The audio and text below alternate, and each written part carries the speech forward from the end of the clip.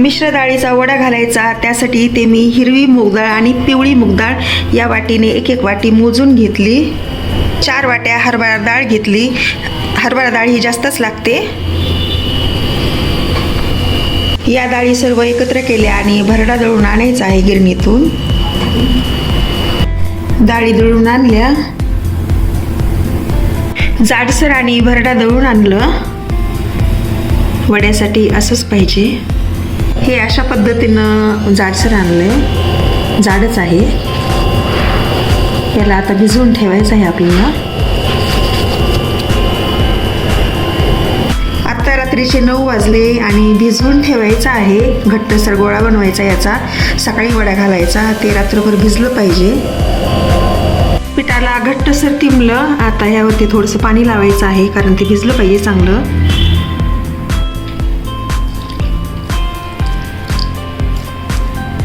रात्रभर भिजतंय मस्त. घट्टसरच तिंबलं. सकाळी सगळं तयार करायचं आहे, मसाला वगैरे घालून, तिखट मीठ सगळंच. हे असंच ठेवायचं आहे रात्रभर झाकून. आता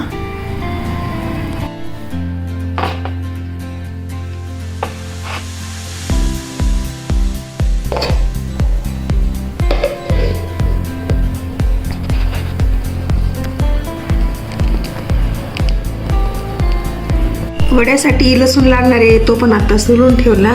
मिक्सरमध्ये काढायचा आहे. पेस्ट तयार करायची आहे याची.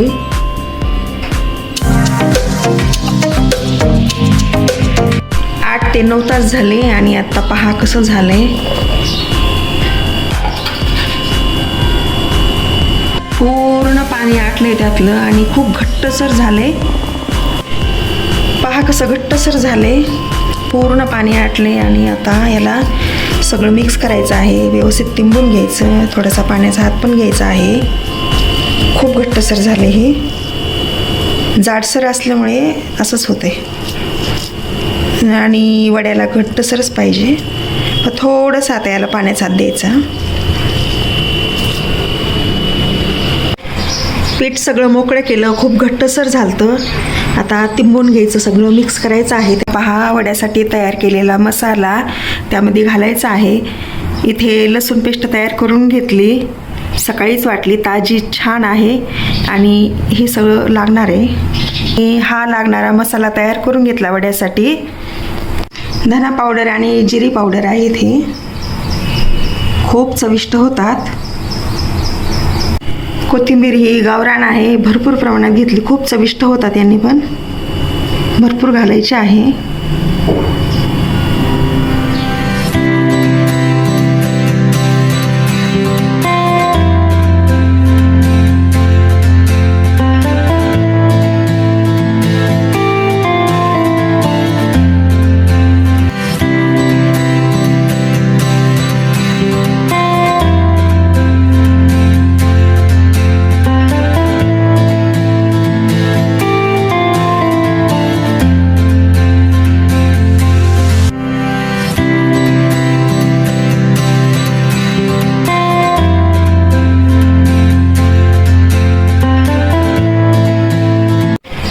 पीठ सगळं मोकळं केलं. खूप घट्टसर झालतं.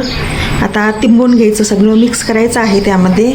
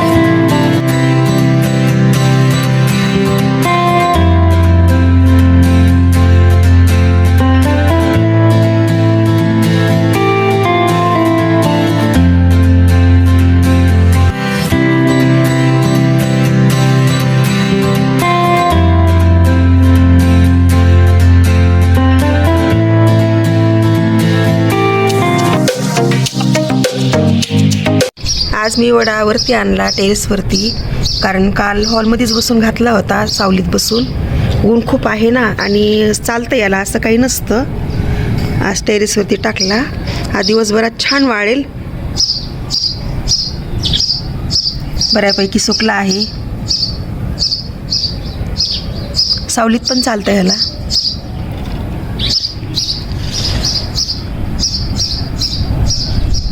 मोकळा सुटसुटीत वडा झाला आणि चवीला पण खूप मस्त झाला.